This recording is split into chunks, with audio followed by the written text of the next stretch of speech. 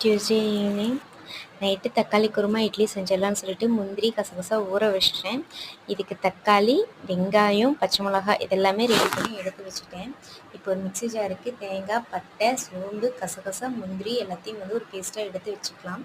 இப்போ வடை சட்டியில் எண்ணெய் ஊற்றிட்டு சோம்பு போட்டுட்டு வெங்காயத்தை போட்டு நல்லா வதக்கி விட்டுக்கலாம்.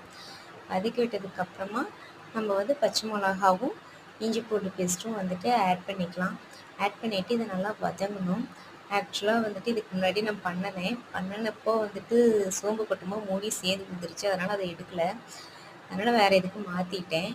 நல்லா வதங்கினதுக்கப்புறமா தக்காளி கொட்டணும். தக்காளி கொட்டிட்டதுக்கப்புறம் நல்லா தக்காளி வதங்கணும். அதுக்கப்புறம் என் பையன் அழுகிறான்னு சொல்லிட்டு அவனுக்கு யூடியூப்பில் ட்ரைம்ஸ் போட்டு வச்சுட்டேன். ஸோ அதை எடுக்க முடியல. இதுக்கப்புறம் வதங்கினதுக்கப்புறம் மல்லித்தூள், மஞ்சள்தூள், மிளகாய்த்தூள் போட்டு வதக்கிட்டு பேஸ்ட் அரைச்சி கொட்டிட்டு நமக்கு தேவையான அளவு தண்ணி ஊற்றிட்டு கொதிக்க விட்டுறணும். அவ்வளோதான். கொத்தமல்லி தழை போட்டுக்கணும், இறக்கிடணும். நைட்டுக்கு இட்லி பாலும் நைட்டுக்கு ரெடி பண்ணி எடுத்து வச்சுட்டேன்.